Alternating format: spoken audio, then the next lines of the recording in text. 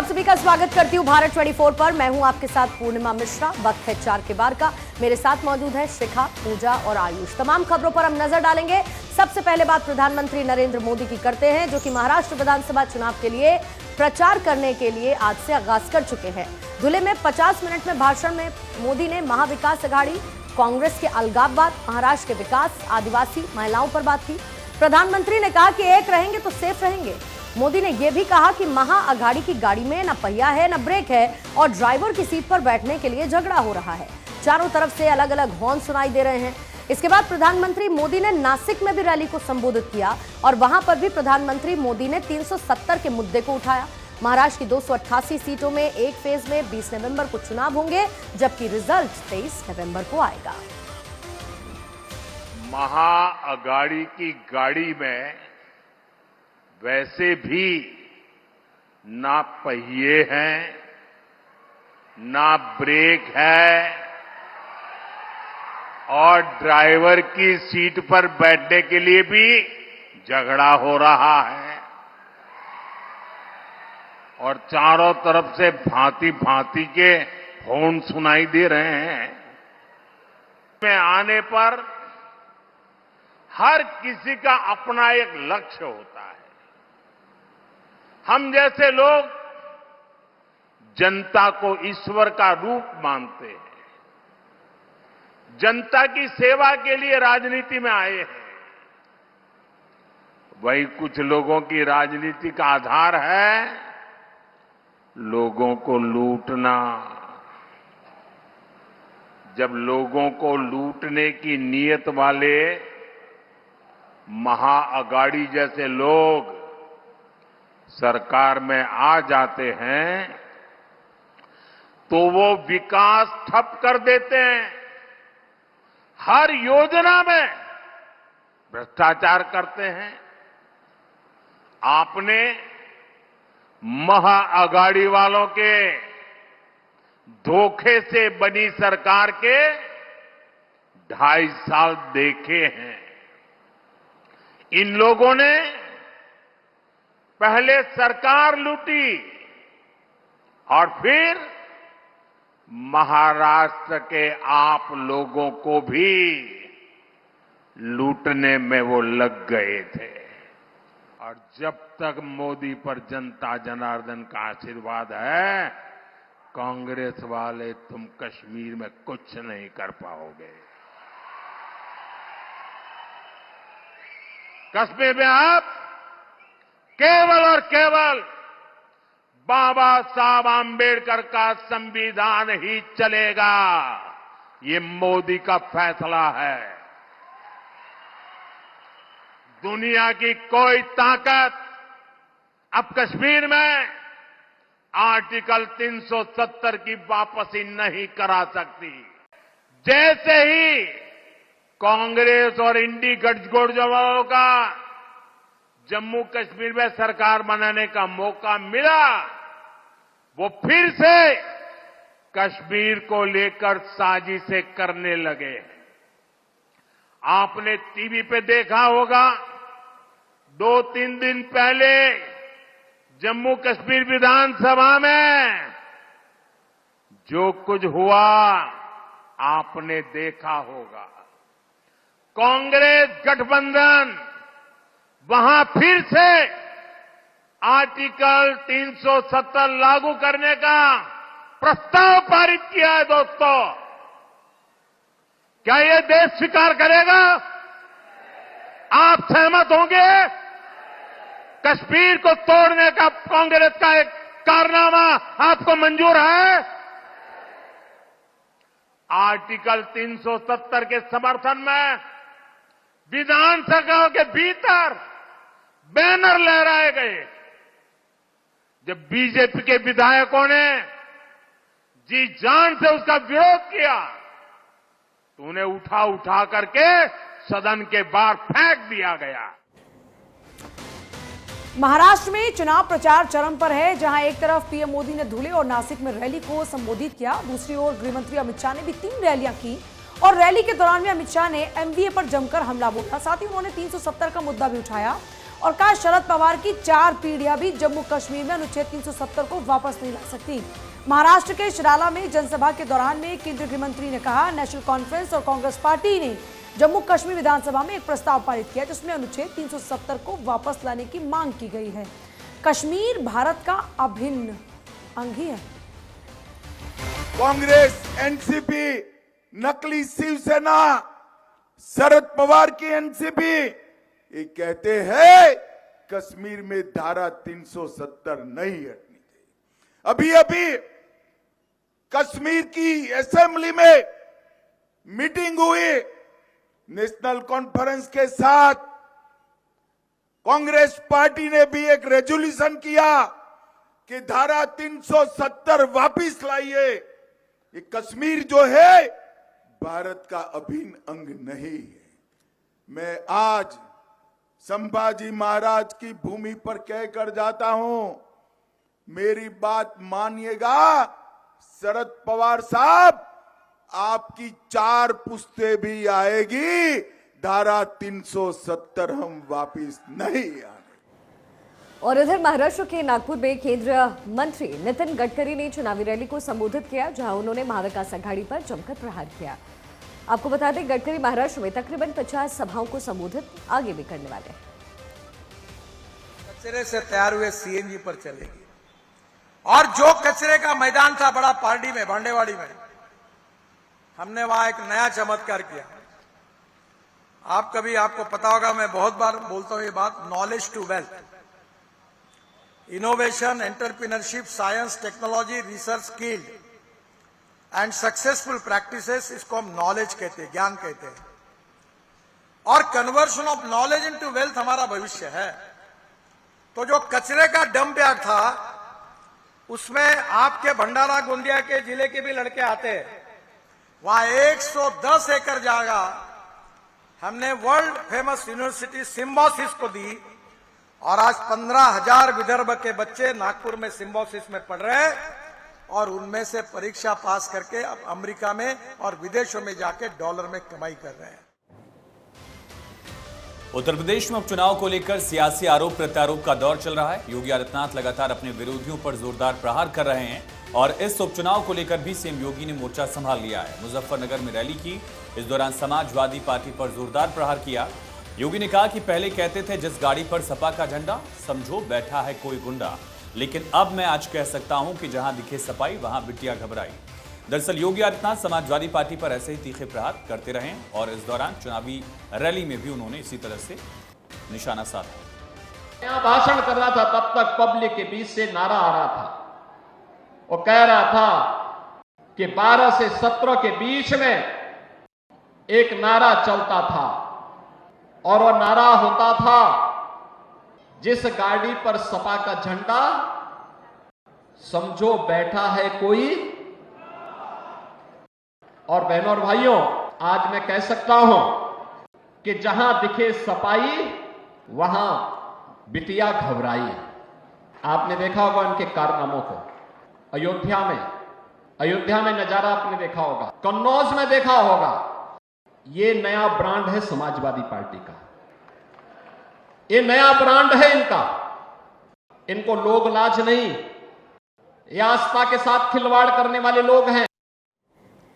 अगली बड़ी खबर है इस वक्त हरियाणा को लेकर। अशोक अरोड़ा होंगे हरियाणा विधानसभा में नेता प्रतिपक्ष। सूत्रों के हवाले से खबर है पूर्व सीएम भूपेंद्र हुड्डा सीएलपी नेता नहीं बनेंगे। भूपेंद्र हुड्डा के नाम पर आलाकमान के समक्ष चर्चा नहीं हुई है। अशोक अरोड़ा चंद्रमोहन के नाम पर आलाकमान के सामने चर्चा हुई है।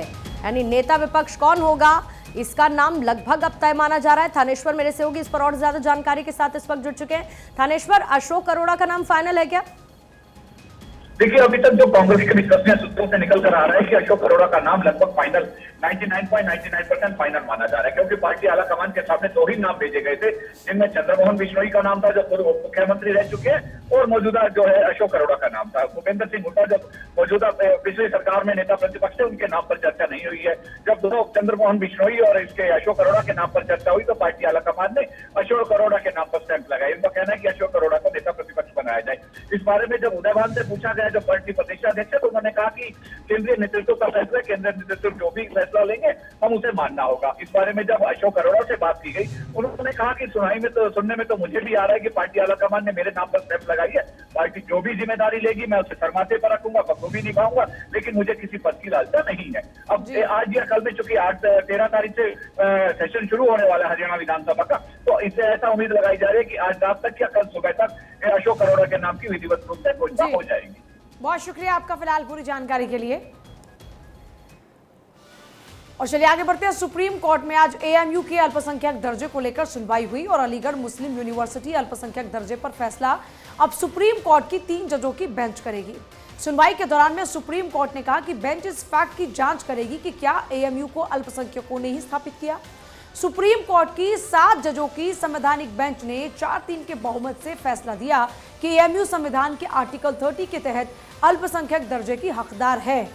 यहाँ खास बात यह कि सुप्रीम कोर्ट ने 1967 के फैसले में कहा था कि एएमयू अल्पसंख्यक संस्थान के दर्जे का दावा नहीं कर सकती। उस समय अजीज बादशाह केस में कोर्ट ने कहा था कि एएमयू सेंट्रल यूनिवर्सिटी है, इसकी स्थापना ना तो अल्पसंख्यकों ने की ना ही उसका संचालन किया। सुप्रीम कोर्ट की 3 जजों की बेंच अब इस पर फैसला सुनाएगी।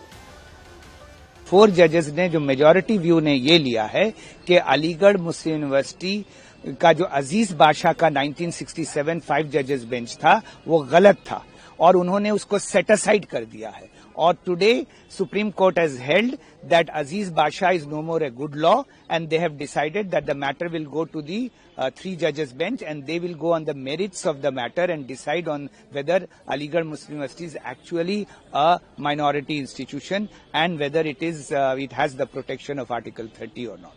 ऑनरेबल सुप्रीम कोर्ट की 7 मेंबर बेंच ने जो अलीगढ़ मुस्लिम यूनिवर्सिटी के माइनॉरिटी स्टेटस के सिलसिले में जो आज बातें कही हैं उसको हम लोग वेलकम करते हैं। और जो ये बात कही गई है कि सुप्रीम कोर्ट का जो अपना फैसला था 1967 का उसको ओवररूल कर दिया है और जाहिर सी बात है कि इससे उसका माइनॉरिटी कैरेक्टर के खिलाफ जो फैसला था वो हम ये समझते हैं कि इस फैसले से वो फैसला खत्म हो जाता है। चलिए अब खबरों में आगे बढ़ते हुए, अमेरिकी राष्ट्रपति चुनाव डोनाल्ड ट्रंप जीत चुके हैं। कांग्रेस नेता और लोकसभा के विपक्ष के नेता राहुल गांधी ने ट्रंप को पत्र लिख करके उनकी जीत पर उन्हें बधाई दी है। उन्होंने निवर्तमान उपराष्ट्रपति कमला हैरिस को भी पत्र लिखा और अपने लेटर में कांग्रेस नेता ने उनके जोशीले राष्ट्रपति चुनाव कैंपेन की सराहना की। कांग्रेस नेता राहुल गांधी ने अमेरिका के नवनिर्वाचित राष्ट्रपति को लिखे खत में डोनाल्ड ट्रंप को उनकी दूसरी चुनावी जीत पर बधाई दी है और ट्रंप प्रशासन के दूसरे कार्यकाल में भारत अमेरिका के बीच मजबूत संबंधों की बात भी कही। राहुल गांधी ने कहा है कि भारत और अमेरिका के बीच ऐतिहासिक मित्रता है जो कि लोकतांत्रिक मूल्यों के प्रति हमारी प्रतिबद्धता पर आधारित है। आपके नेतृत्व में हमें विश्वास है कि हमारे देश आपसी हितों के क्षेत्रों में सहयोग को और गहरा करेंगे। उन्होंने साथ ही ये भी कहा कि मुझे ये भी उम्मीद है कि हम भारतीय और अमेरिकी दोनों के लिए अवसरों और संभावनाओं का विस्तार करने की दिशा में काम करना जारी रखेंगे। महिला सुरक्षा को लेकर यूपी महिला आयोग ने अहम सुझाव दिया है। यूपी महिला आयोग ने कहा कि कपड़ों की दुकान में महिला कर्मी का होना जरूरी है। पुरुष दर्जी कपड़े का नाप महिलाओं का न ले। वहीं जिम और योगा सेंटर में भी महिला ट्रेनर रखना होगा। स्कूल बसों में महिला सुरक्षा कर्मी हो। यूपी महिला आयोग का मानना है कि इस फैसले से महिलाओं की सुरक्षा सुनिश्चित होगी। महिला आयोग के अध्यक्ष बबीता सिंह ने कहा कि इन सभी पॉइंट्स पर गौर किया गया। महिलाओं की शिकायत को ध्यान में रखते हुए आयोग ने प्रस्ताव पास किया है। इसके संबंध में अब सरकार को फैसला लेना है। महिला आयोग अध्यक्ष ने कहा कि महिलाओं के नाप लेने के लिए महिला दर्जी होनी चाहिए ताकि बैड टच न हो। गुजरात के अमरेली जिले के पदरसिंगा गांव में एक अनोखा मामला देखने को मिला, जहां पर एक किसान ने अपनी पुरानी कार को समाधि देकर स्मारक बनवाया। इस दौरान विधि विधान से पूजा पाठ किया गया और पूरे गांव में धूमधाम से कार्यक्रम का आयोजन भी किया गया। साधु संतों की मौजूदगी में गड्ढा खोदकर कार को दफना दिया गया। दरअसल अब तक आपने साधु संतों या फिर कुछ विशेष समुदायों में समाधि लिए जाने की बात को सुना होगा, लेकिन गुजरात में ये अलग ही तरीके का मामला सामने आया है।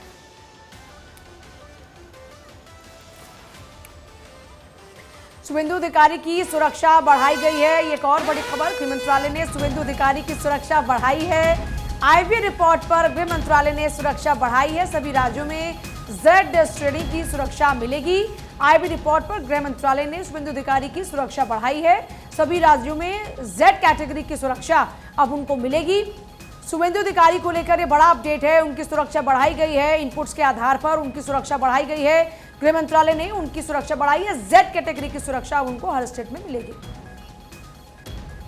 और इसी बीच दिल्ली से बड़ी खबर है। दिल्ली एयरपोर्ट पर यात्री को हार्ट अटैक आया। टर्मिनल के गेट नंबर 34 पर अचानक यात्री गिर पड़ा। डॉक्टर ने यात्री को सीपीआर दिया। डॉक्टर ने सीपीआर देकर के यात्री की किसी तरीके से जान बचाई।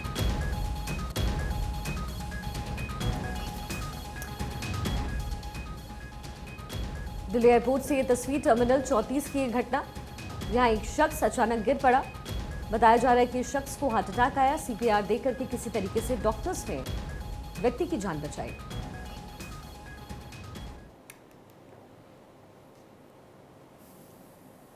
दिल्ली एयरपोर्ट की ये घटना, ये देखिए यहाँ पर इस व्यक्ति को हार्ट अटैक आया और किसी तरीके से उस व्यक्ति की जान बचाई गई। जो पूरी टीम थी वो यहाँ पर बुलाई गई और फिर डॉक्टर्स की टीम ने किसी तरीके से सीपीआर देकर इस शख्स को बचाया।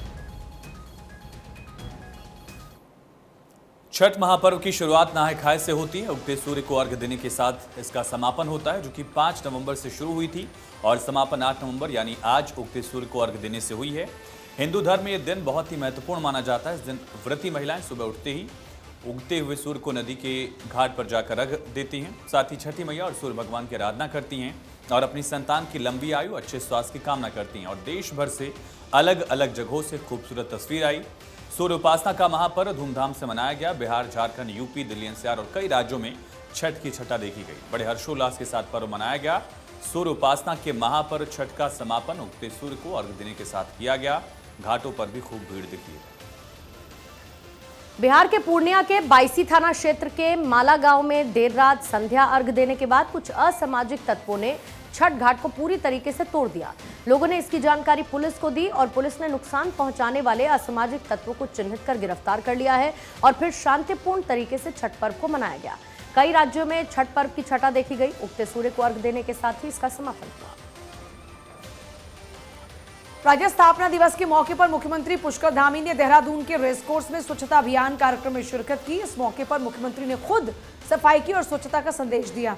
उन्होंने कहा, राज्य स्थापना दिवस की पूर्व संध्या है और पीएम मोदी के नेतृत्व में पूरा देश स्वच्छता अभियान में जुड़ा हुआ था, जिसके चलते 10 साल पूरे हो चुके हैं और स्वच्छता की ओर देश लगातार आगे बढ़ रहा है। हरियाणा के रोहतक में गुरुवार देर रात को बदमाश और पुलिस के बीच मुठभेड़ हुई और इसमें एक बदमाश के पैर में गोली लगी, वहीं एक पुलिसकर्मी को भी गोली लगी है। ये मुठभेड़ कलानौर बरसाना रोड पर हुई है, जब पुलिस हत्या के आरोपी सुरेंद्र तोहारी को गिरफ्तार करने के लिए गई और आरोपी ने खुद को पुलिस के साथ और घिरावा देकर के पुलिस पर ही फायरिंग शुरू कर दी। बचाव में पुलिस की ओर से भी फायरिंग की गई, जिसमें बदमाश के पैर में गोली लगी। दिल्ली समेत पूरे एनसीआर में बढ़ते प्रदूषण से लोगों की सांसें फूल रही हैं। शुक्रवार सुबह पूरी राजधानी स्मॉग में लिपटी नजर आई। एयर क्वालिटी इंडेक्स बेहद खतरनाक स्थिति में पहुंचा। इससे लोगों को सांस लेने में दिक्कत हो रही है, आंखों में जलन महसूस हो रही है। उधर मौसम विभाग के अनुसार दिल्ली के कई इलाकों में जहरीली हवा चल रही है, जो स्वास्थ्य के लिए ठीक नहीं है। AQI की बात करें तो दिल्ली के एयर क्वालिटी इंडेक्स में कोई सुधार नहीं दिखा। दिल्ली की हवा में धूल और जहरीली गैस के घुलने से सांस संबंधी बीमारियों के मामले बढ़ने का डर है। धुंध और प्रदूषण के कारण राजधानी के स्कूलों ने भी आउटडोर एक्टिविटीज पर रोक लगा दी है। इसी खबर के साथ 4 के वार में आज के लिए फिलहाल इतना ही। वक्त एक छोटे से ब्रेक का है। आप बने रहिए भारत 24।